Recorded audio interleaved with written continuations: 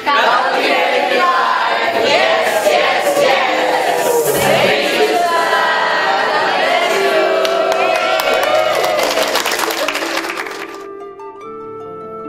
kita kembali menyiapkan hati dan pikiran kita. Kiranya pujian ini boleh menjadi doa dan permohonan kita sembari kita boleh terus menjalani aktivitas dan sharing fellowship kita selama hari ini.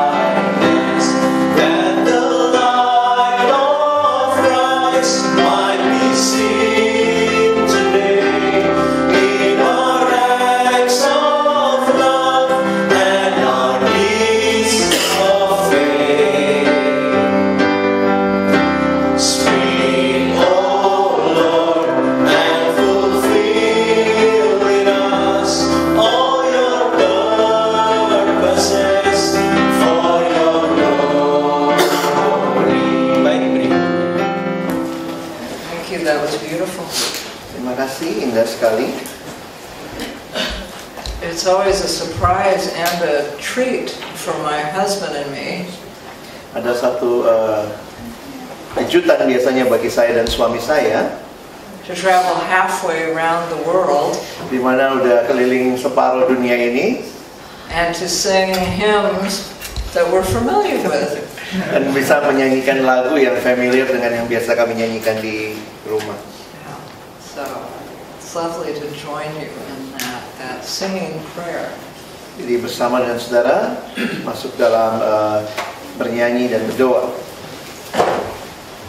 So I heard over lunch that contemplative listening exercise raised a lot of questions for people.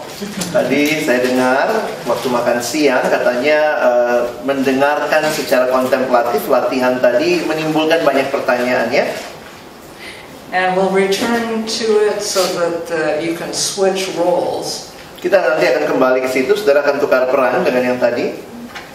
After I say a few more things about Lectio Divina. Setelah saya menyampaikan beberapa hal tentang Lectio Divina. Are you familiar with the term Lectio Divina? Apakah saudara terbiasa dengan terminologi Lectio Divina? Well, those are Latin words. Itu adalah bahasa Latin, saudara. That mean holy reading. Yang berarti membaca kudus. Or really membaca kudus. Holy. Yeah. And so I'm just going to write on the paper over there a few things about the way we went through that Lectio Divina process. Saya akan coba ceritakan dari paper ini tentang Lectio Divina prosesnya ya. So first I'll just write those words. Saya akan coba tuliskan kata-katanya. Itu ada di buku halaman 117 ya. So reading, holy, divine. Membaca kudus ya. And God bless you. Praying with Scripture was a part of the Jewish way of worshiping. Berdoa seturut kitab suci itu adalah bagian dari tradisi Yahudi. And then became part of the Christian way of worshiping. Dan kemudian jadi bagian dari ibadah orang Kristen. Lectio Divina, praying with Scripture, became the core spiritual discipline within monasteries. Dan Lectio Divina ini atau membaca berdoa seturut firman Tuhan ini menjadi bagian utama di dalam kehidupan biara. And also a core spiritual discipline for lay communities of Christians who live together and worship together like in the 12th, 13th centuries. Dan ini menjadi bagian di dalam kehidupan masyarakat awam juga yang hidup berkomunitas sekitar abad 12-13. The Protestant reformers who we're remembering this year, the 500th anniversary of Luther's theses, dan para reformator Protestan yang kita ingat karena tahun ini bertepatan dengan 500 tahun reformasi ketika Luther menempelkan 95 tesis itu. They were used to praying with scripture. Jadi orang-orang para reformator itu terbiasa berdoa seturut firman Tuhan. And I grew up in an Episcopal church, the American Anglican Church. Dan saya sendiri besar di dalam gereja Anglikan Episkopal di Amerika. And we read Psalms in an antiphonal way in our worship services. Kami membacakan Mazmur secara sama kayak kita ya, bertanggapan gitu ya di dalam ibadah kita. So we prayed with scripture. Jadi kami terbiasa berdoa dengan atau seturut kitab suci. Saya pakai istilah yang di situ ya. And then when I moved into more evangelical Christian circles, dan waktu saya kemudian berpindah kepada denominasi yang lebih Injili, evangelical, I learned a lot more about studying the Bible. Di situ saya jadi banyak belajar tentang mempelajari Alkitab atau ber-PA, menggali Alkitab. Which I hadn't really learned as a child in the Episcopal Church. Di mana waktu saya masih anak-anak di gereja episkopal, saya tidak terlalu banyak belajar itu. But we in the evangelical circles did not really pray with scripture except in our singing. Tapi kita orang-orang Injili ini nggak berdoa seturut kitab suci kecuali dalam lagu-lagu kita. So what's happened in the last 20 years in the evangelical church?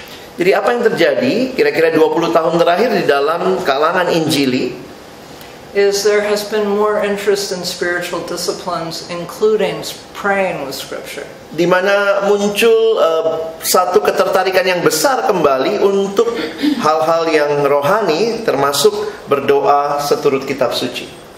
And I think the joining of studying scripture and praying scripture is very rich. Dan saya pikir kalau kombinasi ini akan jadi sangat kaya menggali Alkitab dan berdoa seturut kitab suci.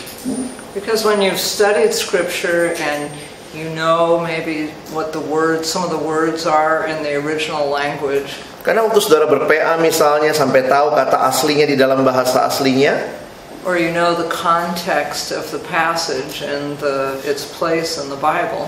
Bahkan ketika saudara mengerti konteks dari ayat itu di dalam tempatnya di Alkitab, then your praying with the passage is that much more rich. Harusnya ketika kita berdoa seturut kitab suci kita makin diperkaya.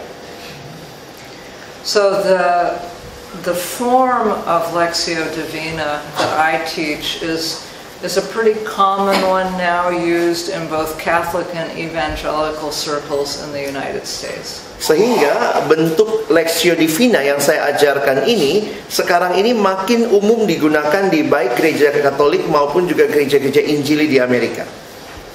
So you'll remember that when you prayed with Isaiah 55, Alex and I read the passage 3 times. Saudara ingat tadi ketika kita berdoa berdasarkan Yesaya 55, Ibu Susan dan saya membacanya 3 kali. And the first time is the Lectio movement. Yang pertama ini yang disebut pergerakan Lectio. So you're just reading it and asking God to speak to you through some particular word or phrase in the passage. Kita hanya sekedar membacanya, lalu berdoa, memohon Tuhan menyatakan melalui satu kata atau frase di dalam kita membaca ayat itu. And did some of you notice that a particular word or phrase kind of struck you? Dan kemudian mungkin saudara merasakan waktu diminta seperti itu tiba-tiba ada satu kata atau phrase yang kita tertarik dengannya. And then the second movement is meditatio.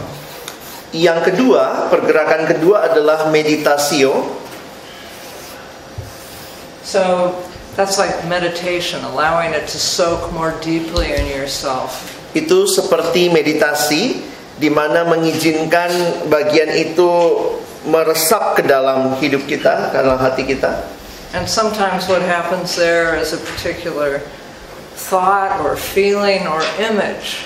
Sehingga biasanya pada waktu itu biasanya ada pikiran tertentu kah, atau ada perasaan tertentu, atau bahkan ada image tertentu yang muncul di pikiran dan di hati kita. Then the next movement is oratio. Dan movement yang ketiga, pergerakan ketiga adalah oratio, which is, or ora is to pray. Dari kata ora artinya berdoa. So it's where you offer your response to the word God's spoken to you. Di mana kita meresponi apa yang Tuhan sampaikan kepada kita. And then the final movement is contemplatio. Dan pergerakan yang terakhir adalah yang disebut contemplatio. And that's where you are invited to just sit in gratitude with what the experience has been. Di mana di bagian ini kita hanya diminta duduk dan bersyukur, dengan hati yang bersyukur atas apa yang sudah kita lewati. So those are the traditional movements of Lectio Divina. Ini adalah pergerakan secara tradisional di dalam Lectio Divina. And I'm not quite sure why they're still in Latin. Dan saya sampai sekarang juga masih tidak terlalu pasti kenapa ini semua masih bahasa Latin ya. But there is a way in which the Reformed Church left behind some of the more contemplative prayer practices. They didn't take them forward with them with the Reformation. Saya jadi bingung terjemahin. Karena sampai sekarang juga gereja-gereja reformasi tidak membawa hal-hal ini sampai sekarang. So they're still in the words that the Latin Church would have mungkin used. Karena gereja reformasi tidak membawanya sampai sekarang, makanya masih dalam bahasa yang lama ya, bahasa Latin. So is this structure familiar to some of you? Apakah struktur ini biasa buat saudara-saudara? No, we just study. It is. Biasa ya. It's a helpful structure because it holds you in the passage. Ini adalah struktur atau pergerakan yang sangat baik menolong saudara bisa mendapatkan fokus kepada perikop itu. And you keep coming back to those words. Dan saudara terus kembali kepada bagian firman Tuhan itu. And some people, mostly Protestants, have added a fifth stage. Dan banyak orang, khususnya orang Protestan, menambahkan langkah kelima. This is where you put it into operation, so to speak. Ini adalah memberlakukannya ya, bagaimana hal itu diaplikasikan dalam keseharian. You ask God, what would you have me do with this? Kita bertanya kepada Tuhan, dengan semua ini Tuhan mau saya melakukan apa?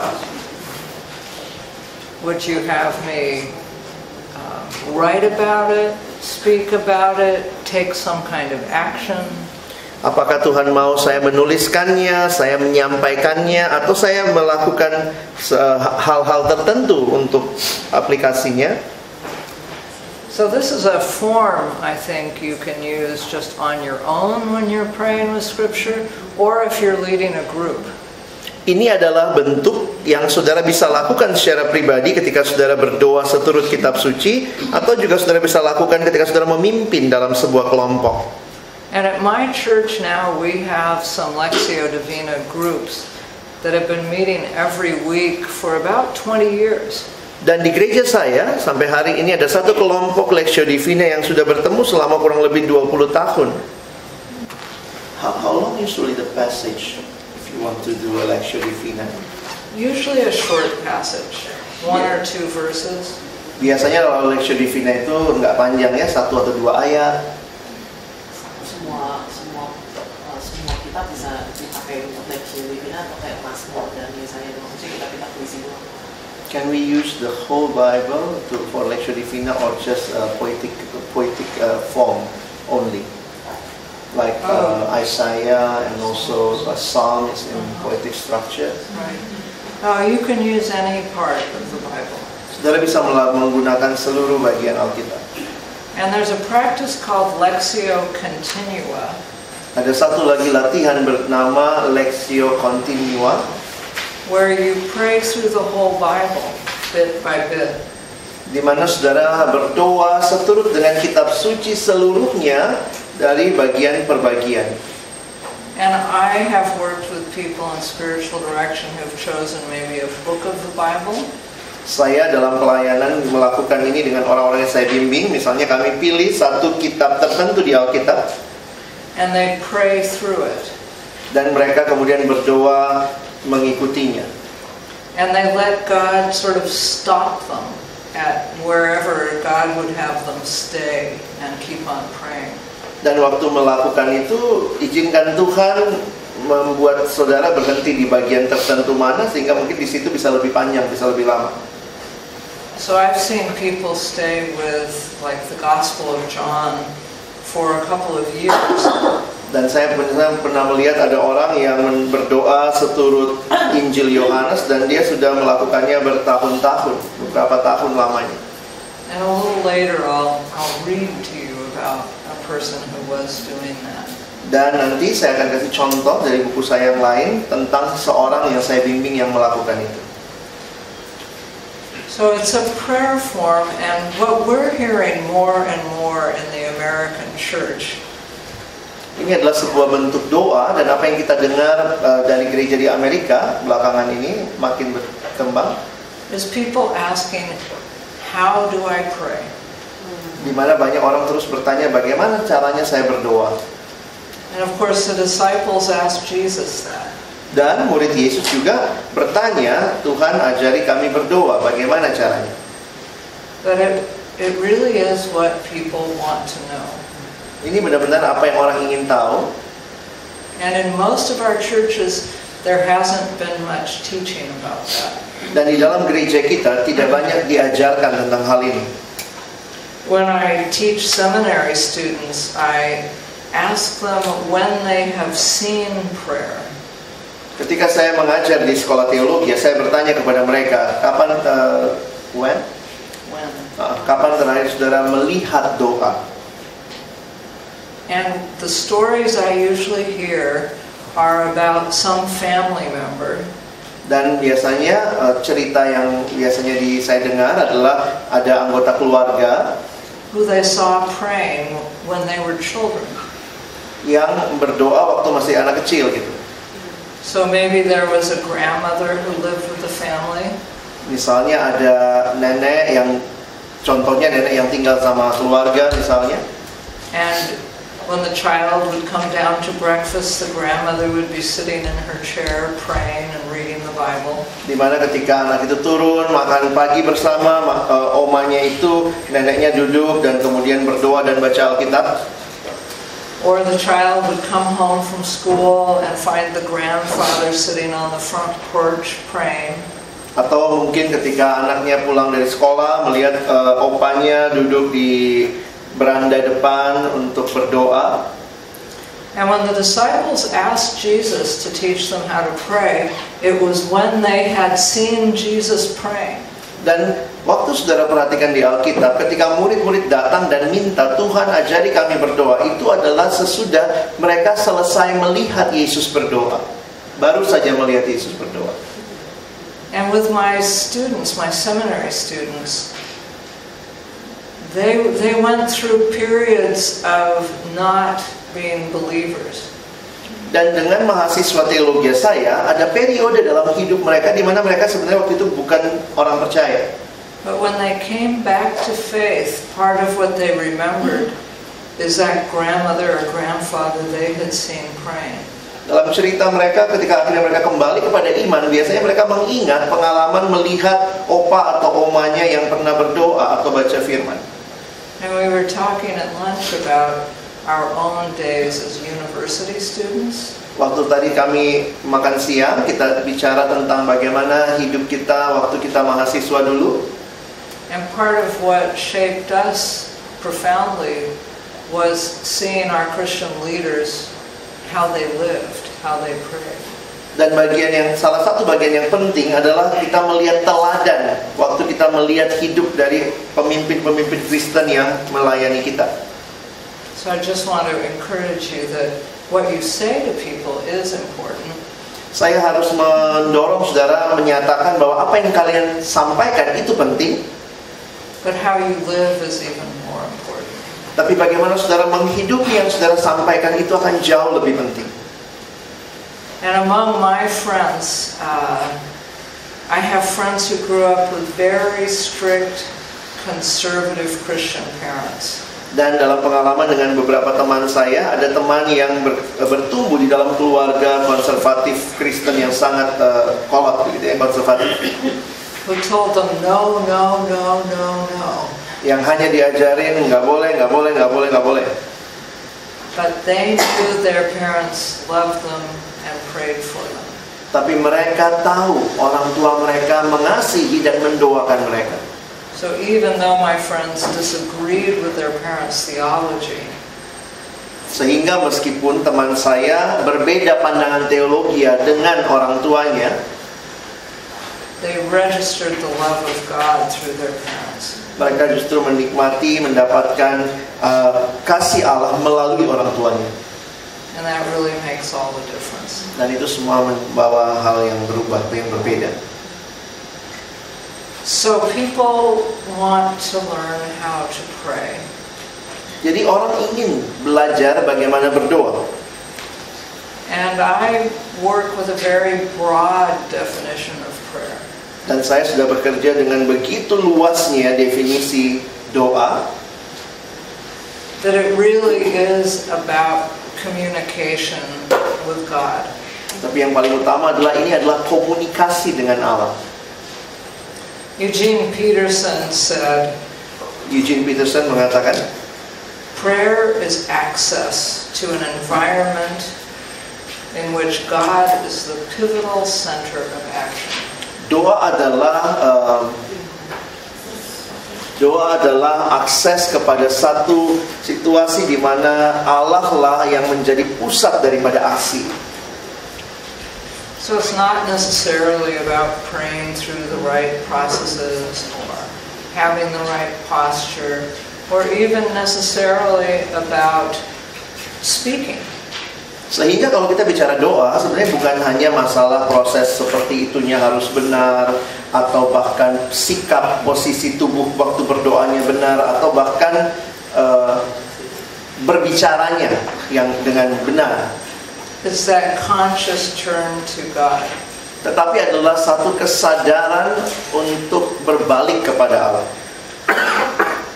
Sometimes it's just crying out, help. Kadang-kadang mungkin cuma teriak Tuhan tolong. Or wow. Atau wow.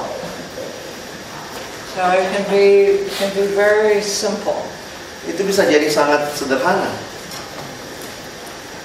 Contemplative prayer, doa kontemplatif, is receptive prayer, adalah doa yang menerima, where we want to notice and take in God's communication to us. Di mana kita ingin mengalami apa yang Tuhan mau sampaikan kepada kita.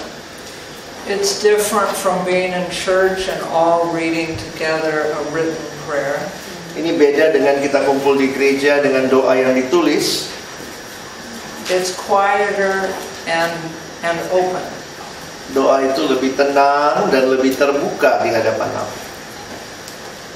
So the dictionary, Webster's Dictionary, English Dictionary, Di dalam dictionary Webster bahasa Inggris, says that contemplation is to look at or view with continued attention.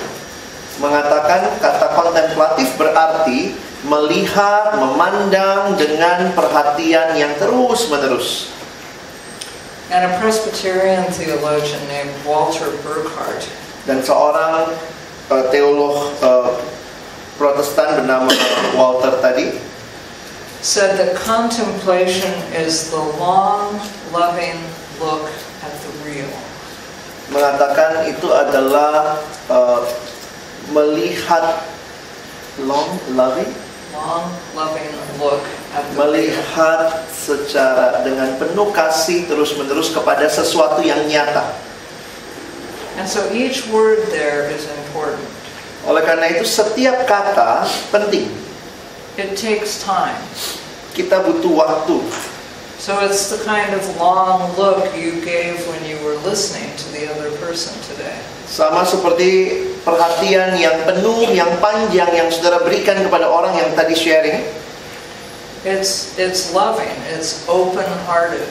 Itu bentuk yang mengasihi dan hati yang terbuka. It's a look, it's attention to the other. Ini adalah sebuah cara melihat dengan perhatian yang penuh kepada orang lain. And it's at what's real. Dan itu nyata. So look at what's real. Dan melihat apa yang nyata. So when you prayed with Isaiah 55, you received whatever seemed most striking and real to you in that. Maka waktu saudara berdoa dengan Yesaya 55, saudara melihat apa yang menurut saudara begitu real bagimu.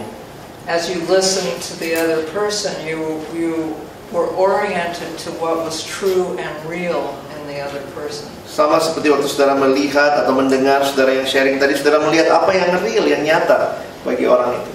And we see throughout Scripture that God is present in all kinds of realities. Dan di dalam Alkitab kita belajar bahwa Allah tuh hadir di dalam seluruh realita. We're told that our bodies are temples of the Holy Spirit. Kita diberitahu bahwa tubuh kita adalah bait Allah. Our communities are temples of the Holy Spirit. Komunitas kita adalah bait Allah. God dwells in the Word. Allah diam di dalam firman. God dwells in the creation. Allah diam di dalam ciptaan. Jesus shows up for people in the workplace. Yesus berjumpa dengan orang-orang di tempat pekerjaan mereka, in their homes, di rumah-rumah mereka. So all these very real places are opportunities to see the Holy One.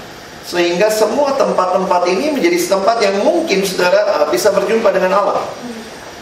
But that is a contemplative stance, to be open to seeing the Holy Spirit's presence in whatever place we're in.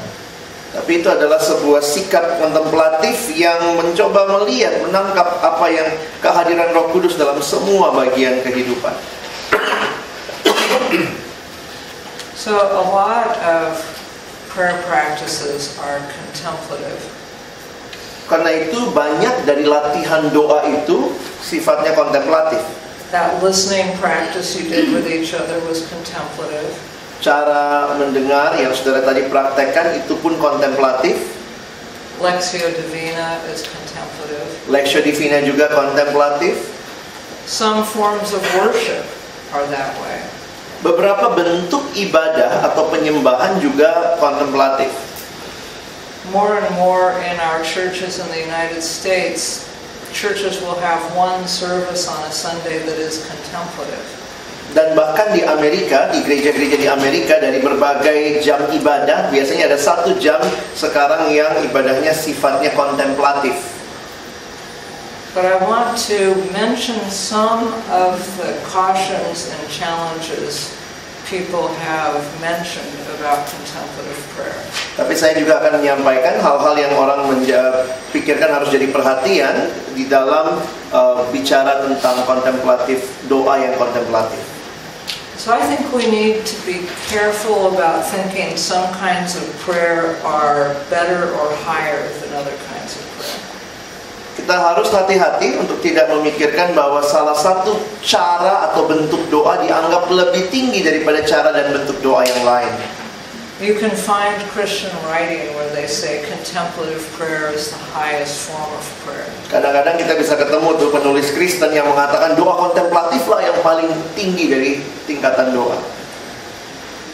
But I think that God calls us to turn towards God with humility and submission, not with pride about how we're praying. Dan saya yakin Tuhan memanggil kita untuk berbalik dengan kerendahan hati, bukan dengan kesombongan. And sometimes we can pray one way, and other times we can only pray another way. Dan kita bisa satu waktu berdoa dengan pola seperti ini, dan waktu yang lain dengan pola yang lain juga. I've worked with people in spiritual direction who go through very dark, dry seasons. Saya dalam pelayanan membimbing orang secara rohani, ada orang-orang yang mengalami, ada masa-masa yang kering luar biasa. And the best they can do in prayer is to go to church and say the prayers with the other people.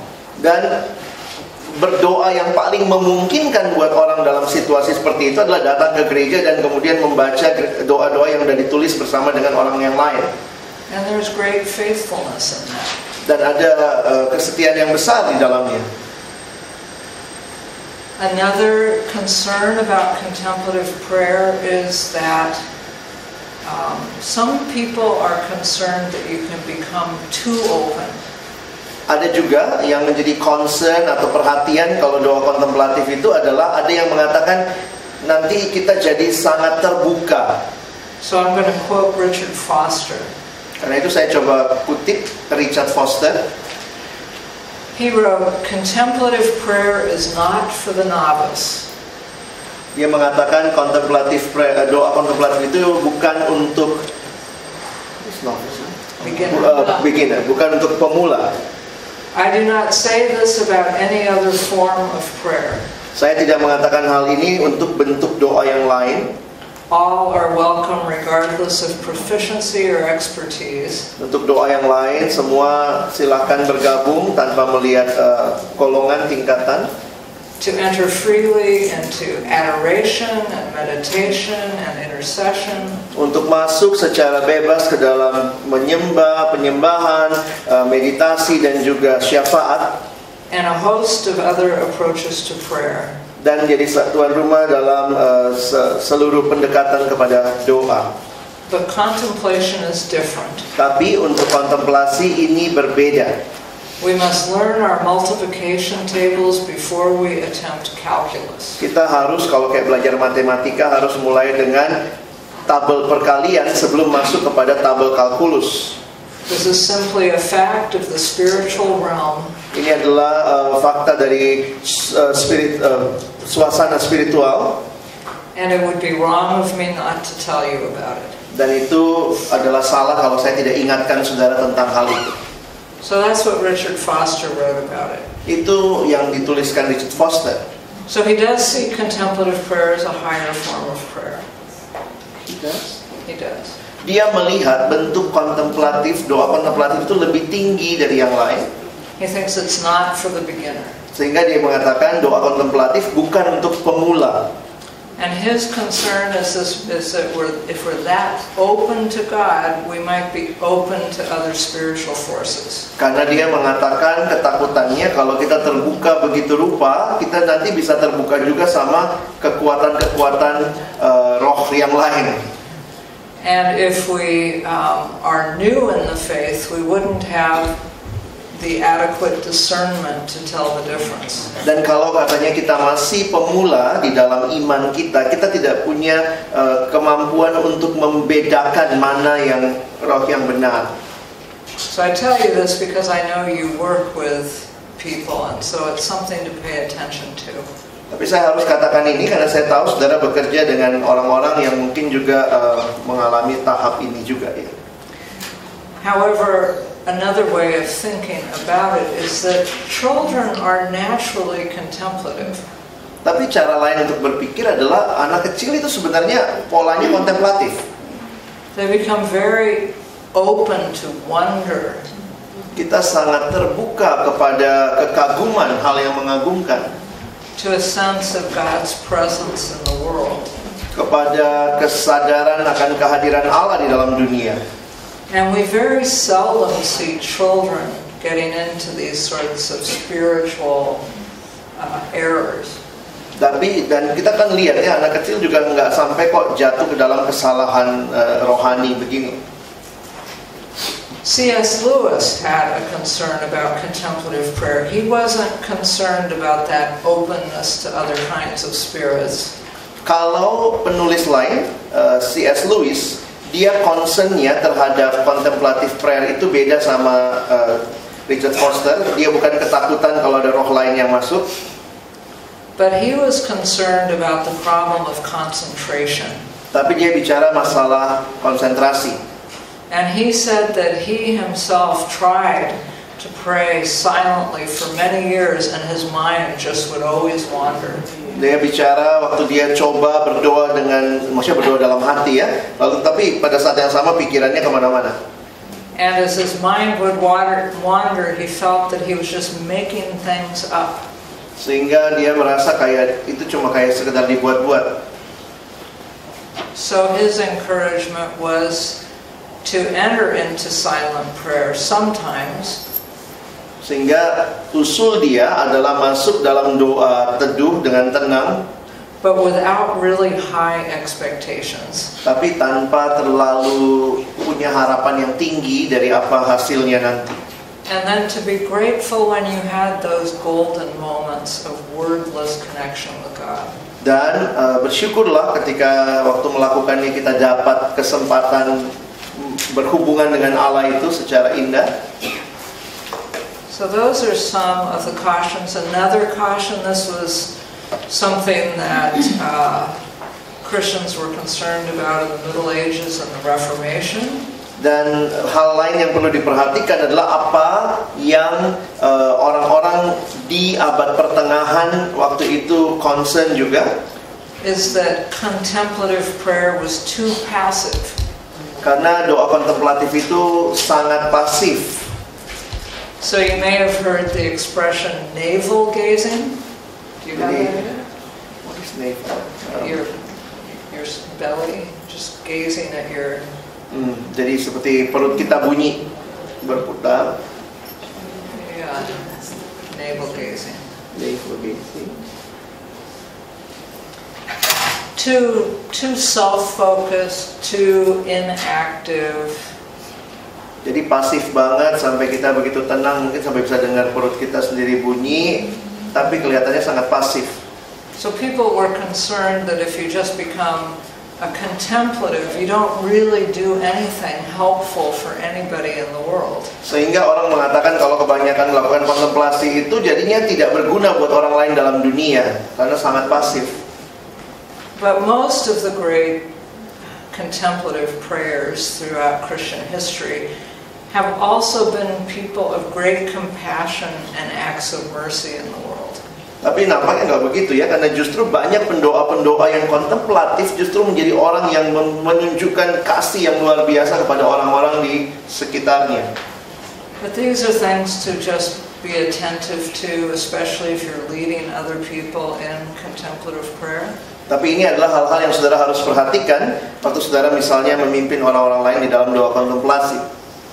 That it doesn't become a matter of pride. Sehingga ini juga jangan jadi semacam kesombongan.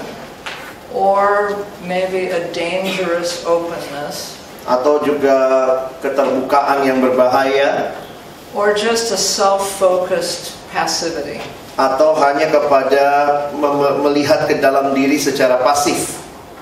So we see with Jesus that he would step away, he would pray in solitude. Kalau saudara lihat hidup Yesus, dia kadang-kadang menarik diri untuk berdoa di tempat yang sunyi.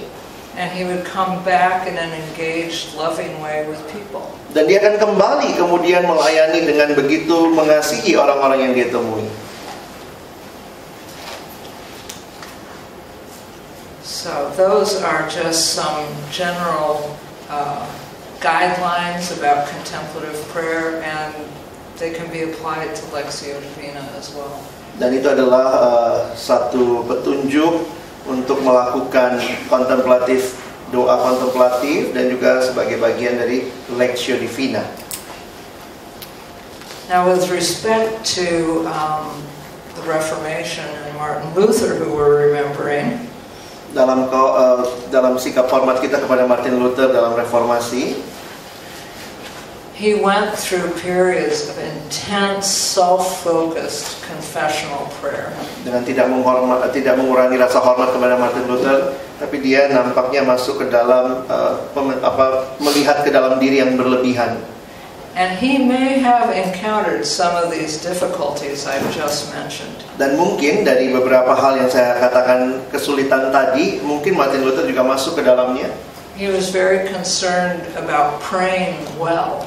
Dia sangat peduli dengan bagaimana berdoa dengan tepat. And he felt he encountered darkness in his prayer sometimes. Dan di dalam doanya seringkali dia merasakan dia seperti berhadapan dengan kegelapan. And though it was a miserable situation, dan meskipun itu satu situasi yang sangat tidak mengenakan, it was very self-focused. Itu tetap sangat fokus kepada diri. So his spiritual director recommended to him that he study Scripture and become a scholar of the New Testament. Oleh karena itu, pembimbing rohaninya Martin Luther merekomendasikan dia untuk belajar Perjanjian Baru dan menjadi seorang teolog dalam bidang itu. And as you know, that's where he became convinced of God's great grace.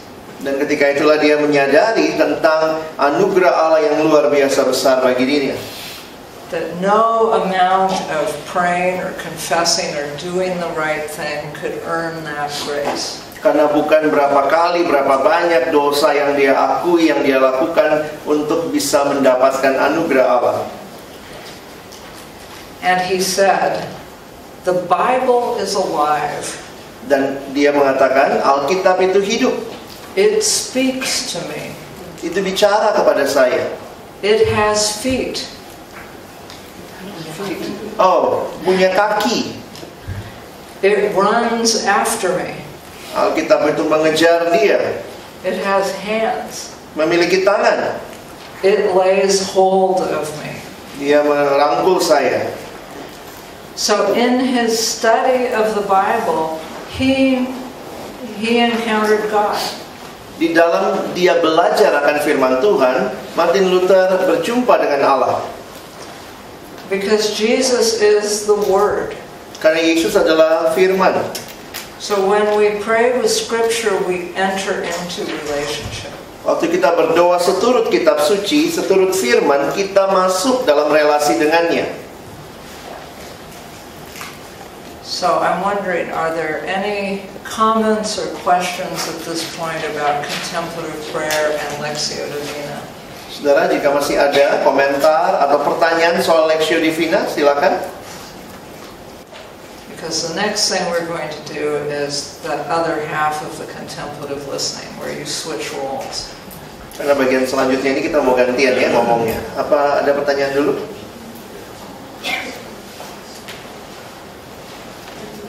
So just take a moment, those of you who will be the speakers, to remember your experience of Isaiah 55. Coba saudara yang nanti berikut ini akan jadi pembicara, saudara coba ingat kembali beberapa menit, ambil waktu ini ingat Yesaya 55 tadi.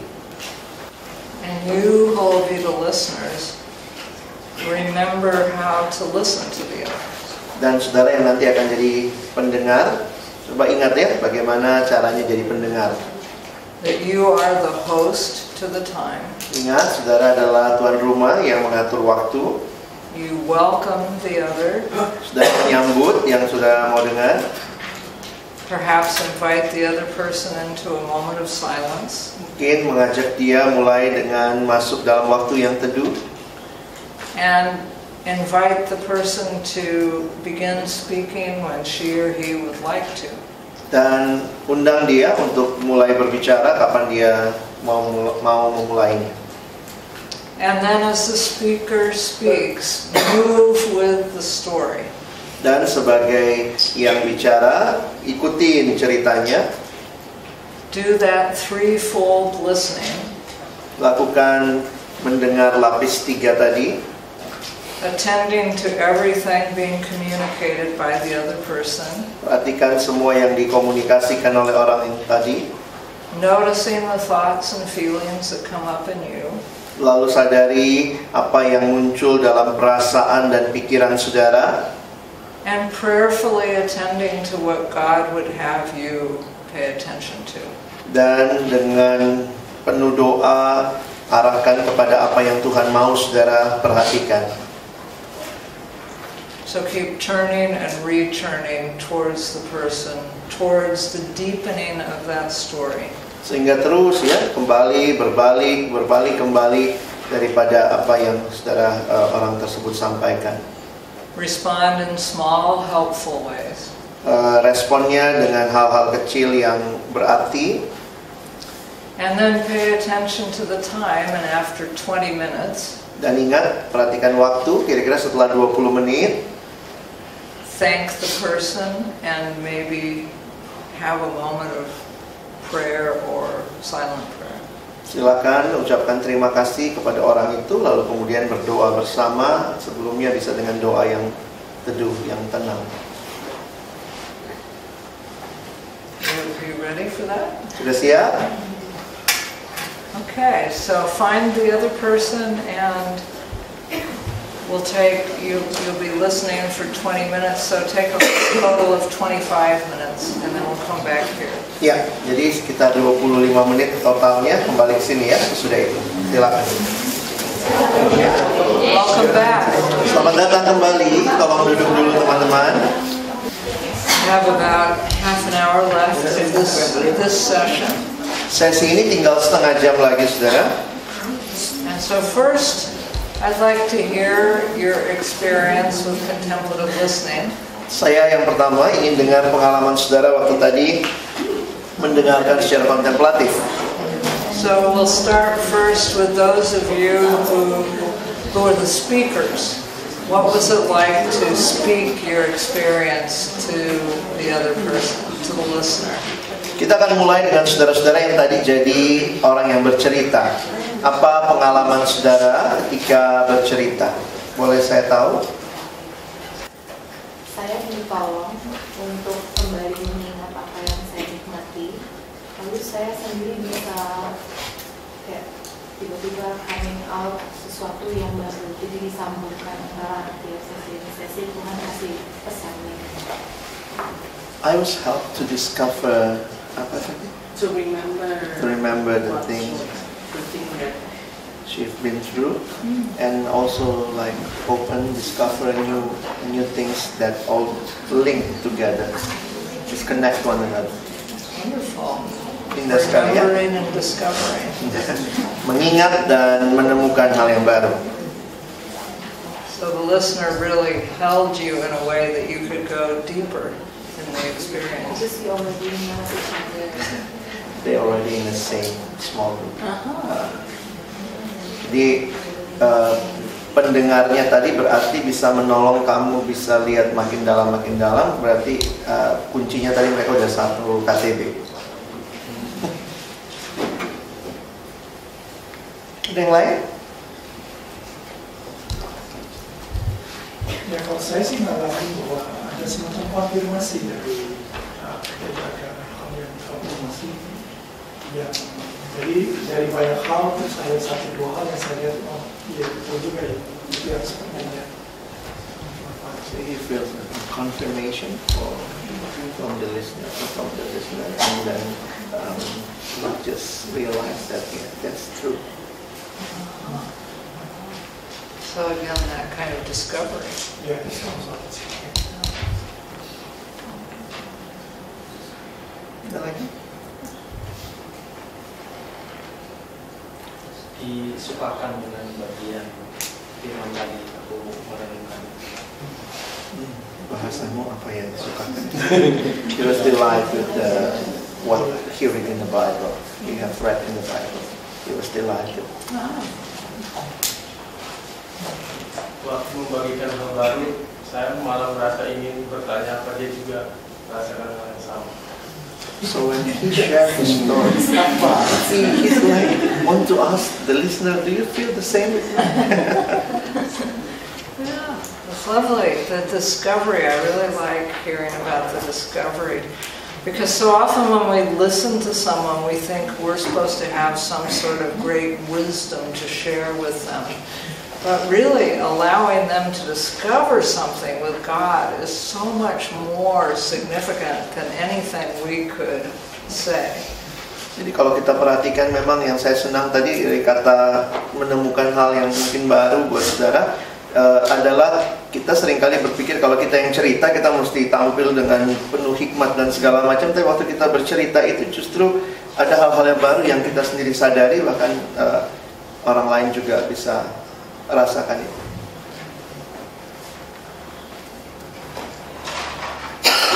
And that's an insight too from psychology, is what a person discovers on their own, they're going to remember and be affected by far more than anything you tell them. Dan secara psikologis itu juga ada teori yang mengatakan bahwa kalau orang menemukan sendiri, dia akan ingat lebih lama daripada apa yang orang lain kasih tahu kepada dia. So what was it like to be the listener? Sekarang bagi saudara-saudara, bagaimana rasanya tadi yang jadi pendengar? Pas dia sharing, kayak aku tanya, I feel that way. Dia sama rasakan apa? You share the same, she also feel the same. Sort of what they were saying. Ya, mirip kayak yang Tian tadi bilang ya. Yang lain?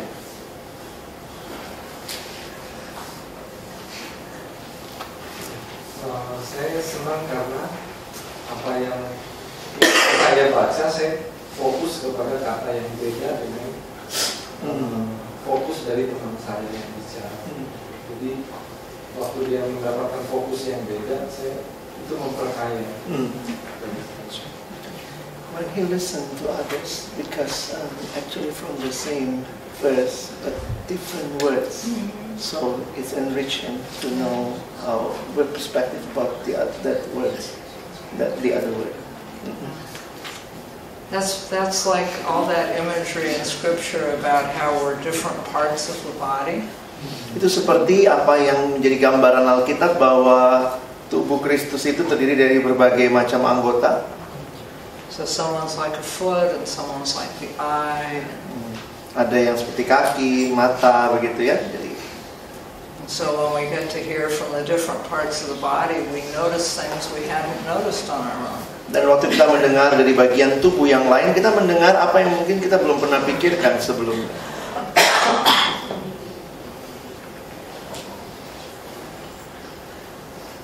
Mau ini sih, pas ngedengerin tuh kayak apa ya? Mungkin karena kebiasaannya apa ya?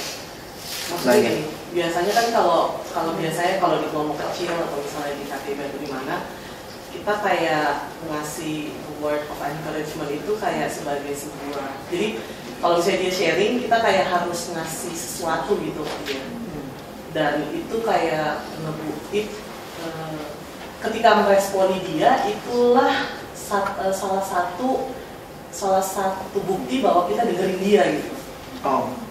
So usually in small group, the way other people think they were hurt by us is by our word of encouragement.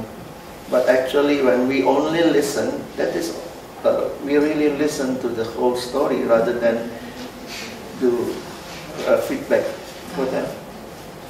Jadi sebenarnya mana yang lebih mendengar? Waktu kita mikir-mikir mau ngomong apa atau? Nah, jadi maksudnya jadi kayak ya orang merasa dihargai nggak ya kalau nggak dikasih respon gitu. So she also feel like if I'm not responding, because that's the way it should be, we already practice, whether she thinks you were hurt or not. So positifnya jadinya apa? Justru itu maksudnya challenge-nya gitu. That is her challenge, to make the other person thinks that she were hurt or not, because the way we used to listen to others and give comment and word of encouragement, that is what we think other people listen to us. So that's a challenge. Yeah. I think even in this quiet kind of listening, we need to communicate, even non-verbally, that we hear them. Saya pikir walaupun di dalam kita tidak memberi tanggapan secara kata-kata, dengan bahasa non-verbal kita harusnya sih orang itu merasa didengarkan. So are you ready to engage in another Lectio Divina prayer? Apakah sekarang saudara siap? Kita akan masuk dalam doa Lectio Divina yang lain. We'll do this just before we have the break. Kita akan lakukan ini sebelum kita break ya.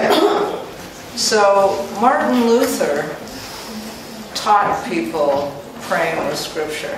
Ternyata Martin Luther mengajarkan orang untuk berdoa seturut dengan kitab suci. In 1535, he wrote something called A Simple Way to Pray. Tahun 1535 dia menuliskan satu bagian berjudul Cara Sederhana Berdoa. And apparently it was in response to his barber asking him how to pray. Dan uniknya ini adalah respon Martin Luther terhadap pertanyaan tukang cukurnya yang menanyakan bagaimana cara berdoa. So he taught, he had been a monk, an Augustinian monk. Dan jangan lupa ya, Martin Luther itu sudah menjadi biarawan Agustinian pada waktu itu, orang Katolik ya. So very familiar with the monastic way of praying with Scripture. Sehingga Martin Luther sendiri sudah terbiasa dengan pola berdoa di dalam biara. He called it the four-stranded garland. Dia mengatakan ini, ya itu terjemahannya apa bagusnya? You know what a garland is? It's like if you weave together four strands, like four ribbons, you weave them together. Jadi kayak menjalin ya, itu kayak kita stansa. Kayak ada lampunya, ada stansanya. Ada stansanya. Dia tadi kasih contoh seperti 4 pita kalau kita gabungin jadi diikat begitu, nah itu seperti itu kalau ketupat.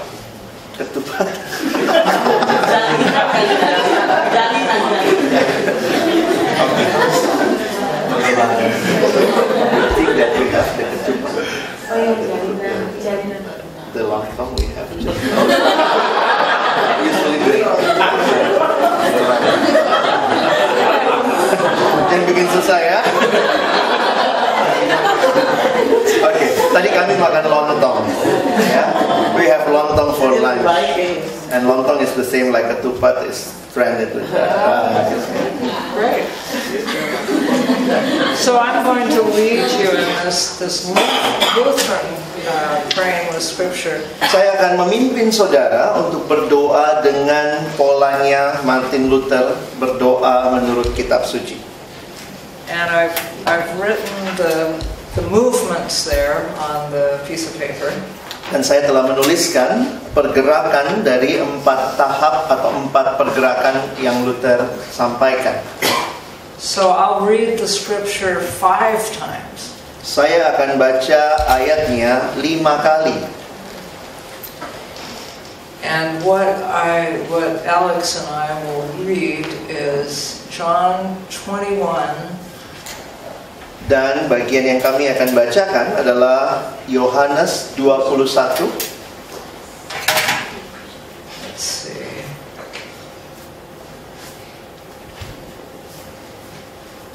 (15 through 17). Ayat 15 sampai 17. So this is another post-resurrection story. Jadi ini adalah cerita pasca kebangkitan yang lainnya. And with each reading, not with the first, but with the later ones, there will be an invitation to you to, if you wish, speak out loud a word or a phrase. Dan di dalam bagian membaca ini nanti, tapi bukan di kali pertama, di kali yang berikutnya, ada undangan untuk saudara mengatakan dengan lantang atau dengan keras kata yang saudara terkesan. Now you don't have to say anything out loud, but it is that opportunity to experience the body of Christ receiving this word in different kinds of ways. Tapi kali ini nggak usah teriak begitu ya. Itu hanya untuk menunjukkan bagaimana sebenarnya setiap orang dalam tubuh Kristus yang berbeda-beda menerima hal yang berbeda-beda dari Allah. So as with last time, prepare yourself to receive God's word to you. Ini kesempatan saudara kembali menyiapkan diri untuk menerima firman Tuhan bagi saudara. Sit comfortably. If you want to sit on the floor, lie on the floor, you're welcome to do that. Silakan kalau saudara mau duduk di lantai atau ingin dengan posisi yang nyaman. If you'd rather not participate, feel free to leave the room. Kalau saudara tidak ingin berpartisipasi, silakan, nggak apa-apa, boleh keluar. Okay. Let's just take a moment in silent prayer. Mari kita tenang di dalam waktu berdoa ini.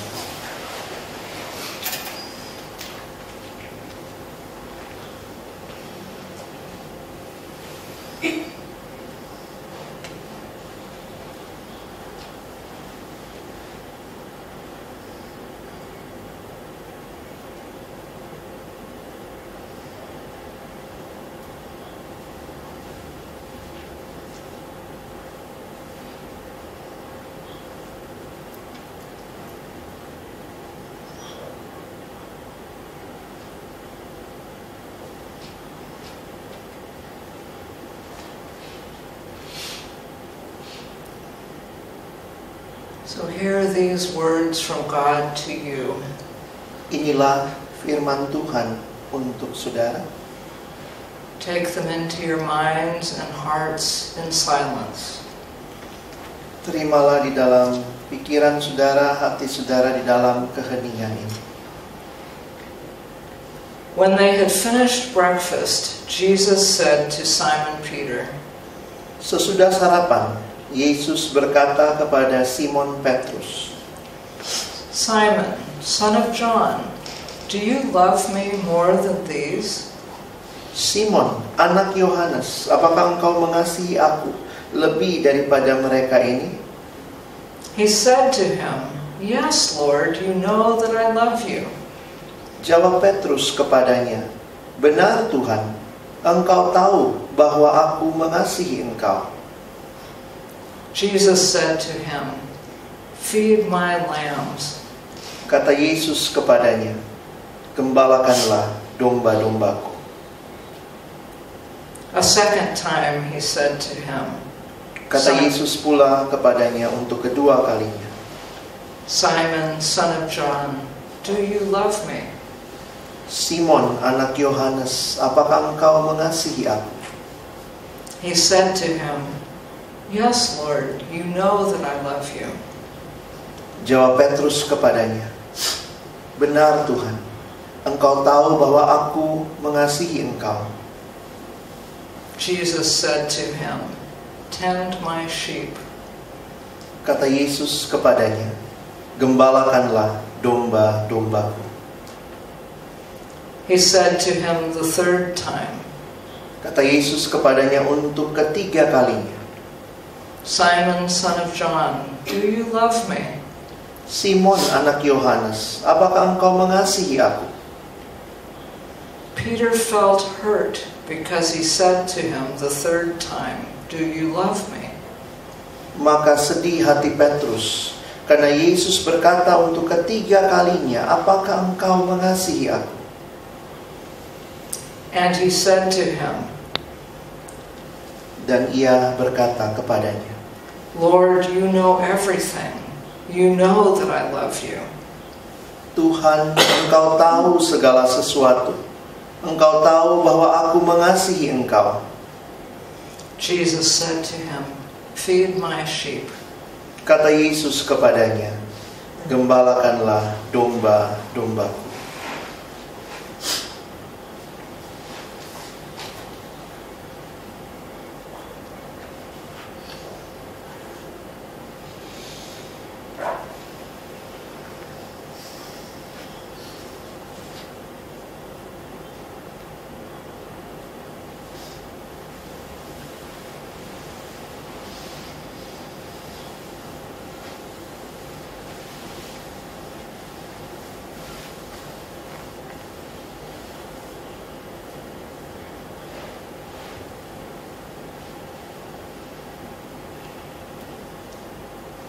Now listen to the word of God a second time.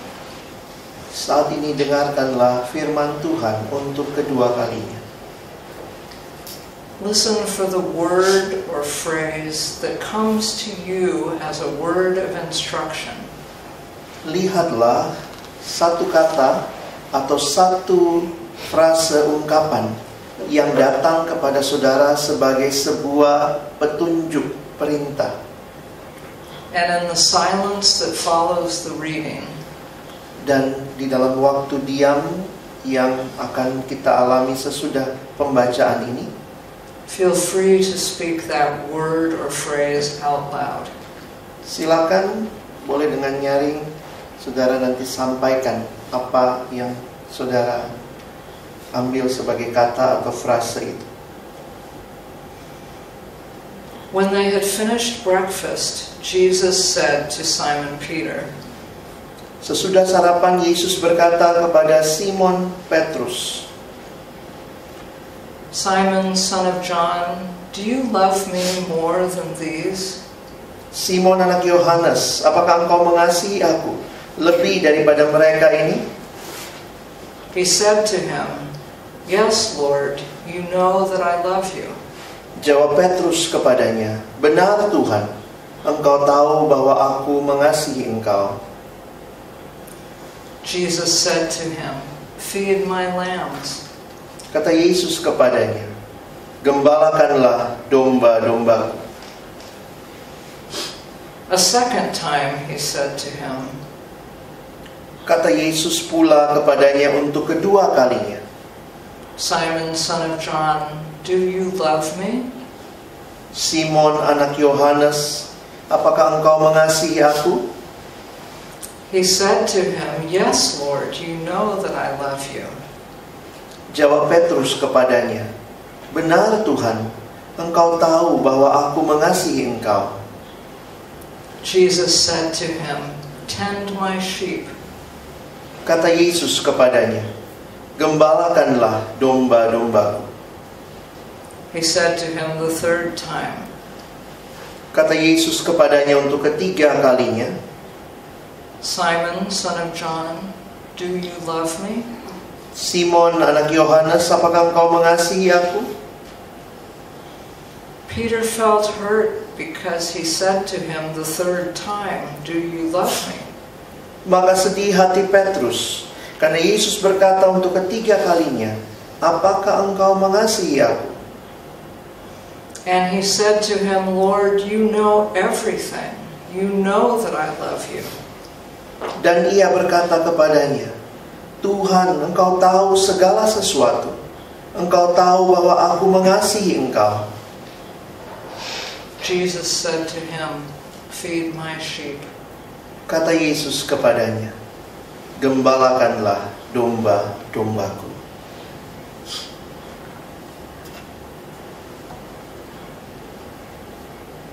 So feel free to speak out loud the word or phrase of instruction. Silakan dengan lantang saudara bisa menyebutkan kata atau frase yang menunjukkan instruksi.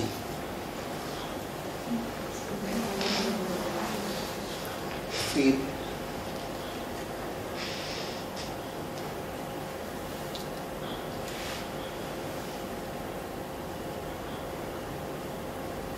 Mengasihi aku.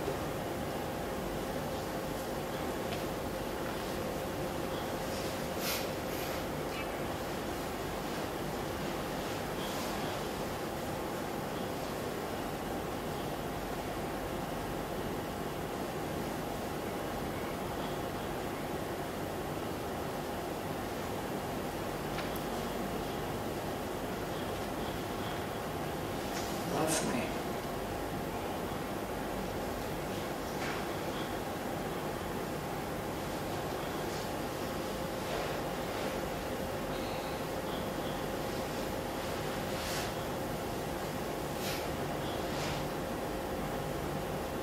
Don't be sad.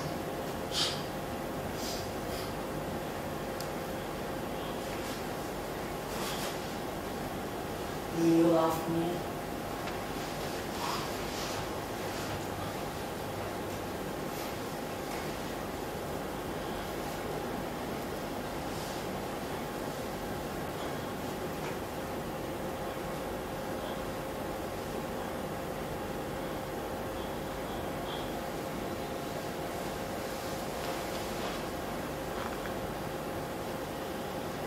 Now listen a third time to God's word to you. Sekarang dengarkanlah untuk ketiga kalinya firman Tuhan bagi saudara. This time allow yourself to feel gratitude for the instruction that has come to you. Kali ini, izinkan saudara memiliki hati yang penuh ungkapan syukur atas perintah yang Tuhan berikan kepada saudara. And in the silence that follows the reading, dan di dalam waktu yang tenang sesudah saya membacakan, feel free to say out loud the word or phrase or image that comes with that gratitude. Silakan dengan bebas saudara bisa kembali menyampaikan dengan lantang satu ungkapan atau mungkin image yang menggambarkan ungkapan syukur itu. When they had finished breakfast, Jesus said to Simon Peter, Sesudah sarapan, Yesus berkata kepada Simon Petrus, Simon, son of John, do you love me more than these? Simon, anak Yohanes, apakah engkau mengasihi aku lebih daripada mereka ini? He said to him, Yes, Lord, you know that I love you. Jawab Petrus kepadanya, Benar Tuhan, Engkau tahu bahwa aku mengasihi engkau. Jesus said to him, Feed my lambs. Kata Yesus kepadanya, Gembalakanlah domba-dombaku. A second time he said to him, Kata Yesus pula kepadanya untuk kedua kalinya, Simon, son of John, do you love me? Simon anak Yohanes, apakah engkau mengasihi aku? He said to him, Yes, Lord, you know that I love you. Jawab Petrus kepadanya, Benar Tuhan, Engkau tahu bahwa aku mengasihi engkau. Jesus said to him, Tend my sheep. Yesus berkata kepadanya, Gembalakanlah domba-dombaku. He said to him the third time, Simon, son of John, do you love me? Kata Yesus kepadanya untuk ketiga kalinya, Simon anak Yohanes, apakah engkau mengasihi aku? Peter felt hurt because he said to him the third time, Do you love me? Maka sedih hati Petrus karena Yesus berkata untuk ketiga kalinya. And he said to him, Lord, you know everything. You know that I love you. Dan ia berkata kepadanya, Tuhan, Engkau tahu segala sesuatu. Engkau tahu bahwa aku mengasihi Engkau. Jesus said to him, Feed my sheep. Kata Yesus kepadanya, Gembalakanlah domba-dombaku. Feel free to speak out loud a word of gratitude. Silakan dengan suara yang lantang, saudara bisa menyampaikan ungkapan syukur.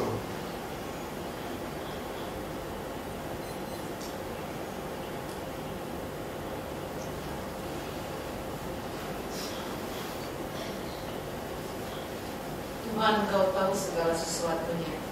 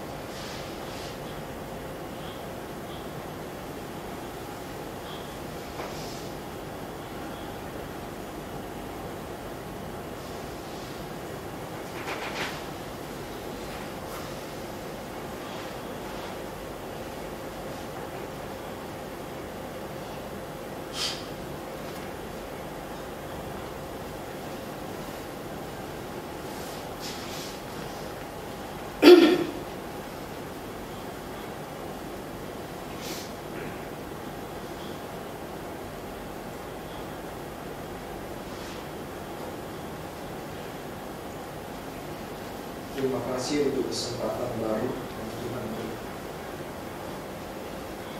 Terima kasih untuk orang-orang yang Tuhan percayakan untuk kami layani.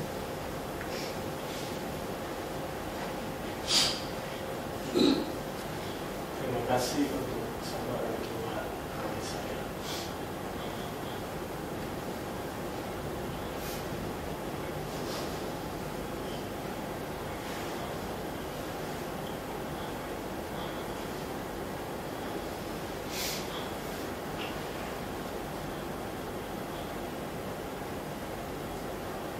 Terima kasih Tuhan bertanya.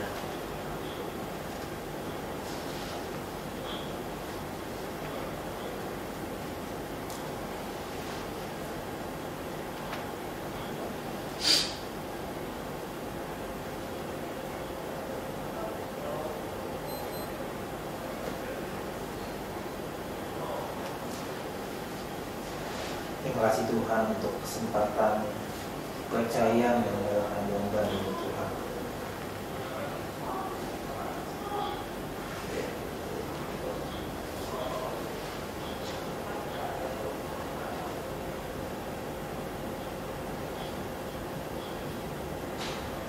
And now listen a fourth time to God's word to you. Sekarang dengarkanlah untuk keempat kalinya firman Tuhan bagi saudara. Listen for the word, phrase, or image that calls you to confession. Lihatlah kepada satu kata atau satu frase, ungkapan atau sebuah gambaran yang memanggil saudara untuk mengakui dosa. Confess silently to God. Mengakulah dalam doa pribadi secara tenang. And in the silence following the reading, feel free to share the word or the phrase that prompted your confession. Dan sesudah dibacakan bagian ini, silakan dengan bebas, dengan suara yang lantang, sampaikan kepada kita semua apa yang menjadi satu kata atau ungkapan yang Tuhan nyatakan bagi saudara. When they had finished breakfast, Jesus said to Simon Peter, Sesudah sarapan, Yesus berkata kepada Simon Petrus, Simon, son of John, do you love me more than these? Simon, anak Yohanes, apakah engkau mengasihi aku lebih daripada mereka ini? He said to him, Yes, Lord, you know that I love you. Jawab Petrus kepadanya, Benar Tuhan, engkau tahu bahwa aku mengasihi engkau. Jesus said to him, Feed my lambs. Kata Yesus kepadanya, Gembalakanlah domba-dombaku. A second time he said to him, Simon, son of John, do you love me? Kata Yesus pula kepadanya untuk kedua kalinya, Simon, anak Yohanes, apakah engkau mengasihi aku? He said to him, Yes, Lord, you know that I love you. Jawab Petrus kepadanya, Benar Tuhan, engkau tahu bahwa aku mengasihi engkau. Jesus said to him, Tend my sheep. Kata Yesus kepadanya, Gembalakanlah domba-dombaku. He said to him the third time, Simon, son of John, do you love me? Kata Yesus kepadanya untuk ketiga kalinya, Simon, anak Yohanes, apakah engkau mengasihi aku? Peter felt hurt because he said to him the third time, Do you love me? Maka sedih hati Petrus karena Yesus berkata untuk ketiga kalinya, apakah engkau mengasihi aku? And he said to him, Lord, you know everything. You know that I love you. Dan ia berkata kepadanya, Tuhan, engkau tahu segala sesuatu. Engkau tahu bahwa aku mengasihi engkau. Jesus said to him, Feed my sheep. Kata Yesus kepadanya, Gembalakanlah domba-dombaku. Feel free to say the word or phrase or image that prompted you to confession. Silakan dengan lantang saudara bisa menyampaikan satu kata, satu frase yang menolong saudara untuk mengakui dosa saudara.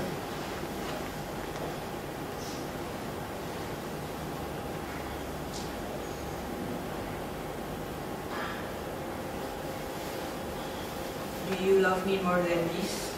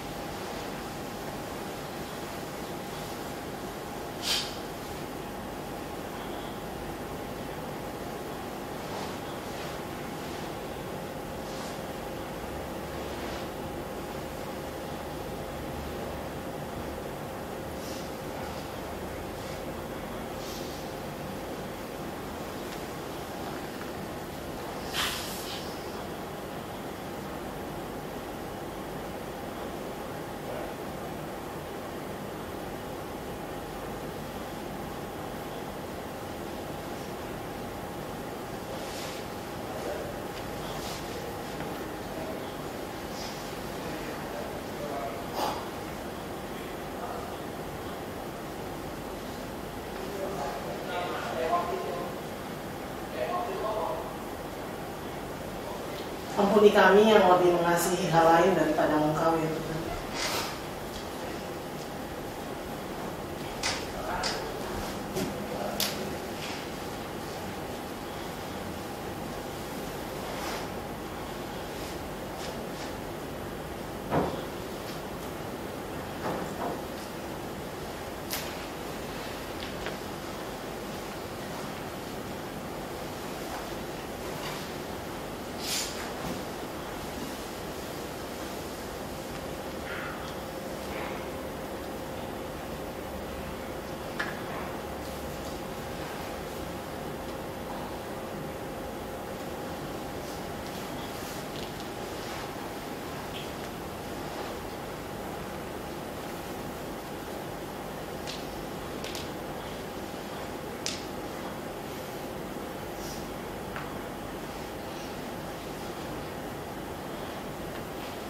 Engkau tahu Tuhan.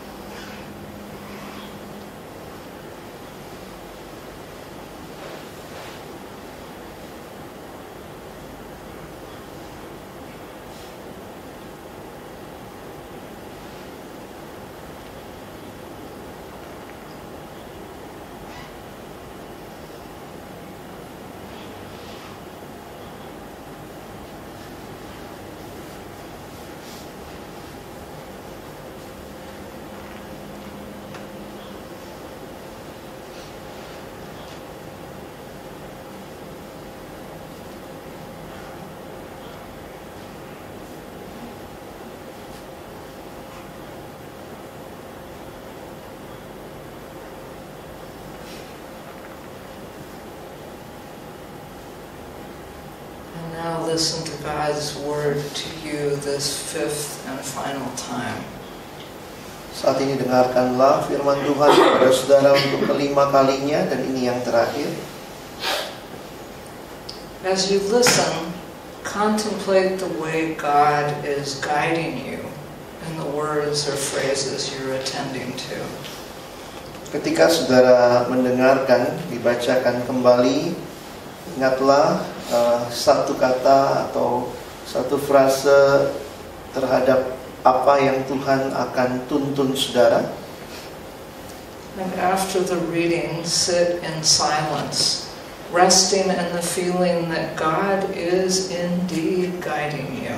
Dan setelah ini dibacakan, duduklah dengan tenang, nikmatilah keyakinan bahwa Allah menuntun saudara.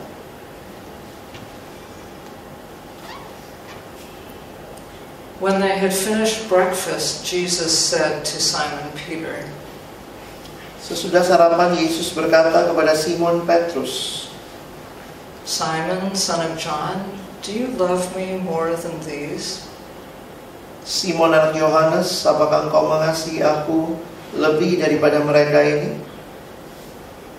He said to him, "Yes, Lord, you know that I love you." Jawab Petrus kepadanya, "Benar Tuhan, engkau tahu bahwa aku mengasihi engkau."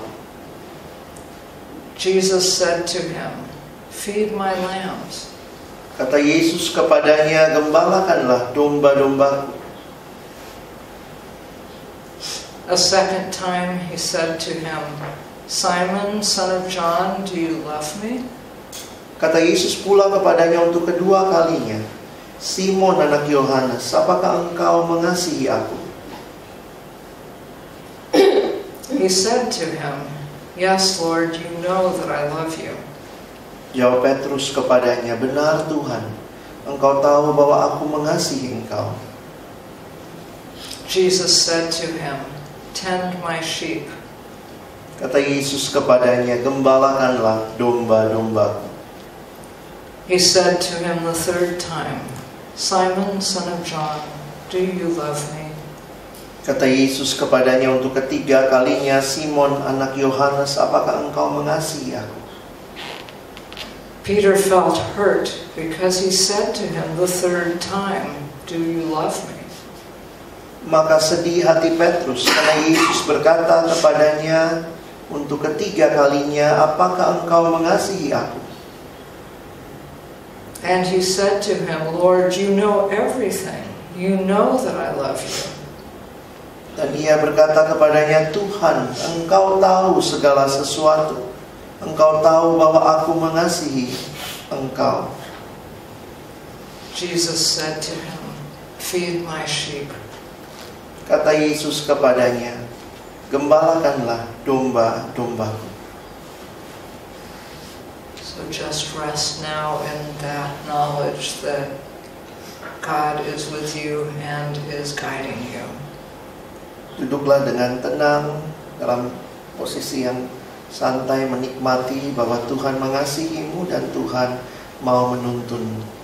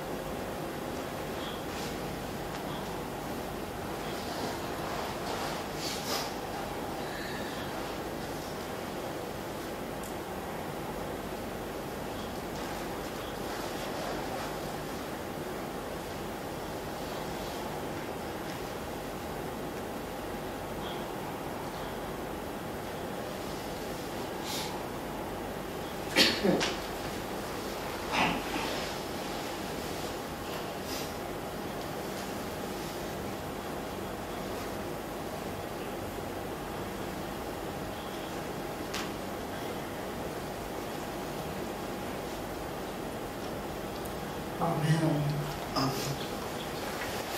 Yesterday we talked about how the Sabbath is like a cathedral in time.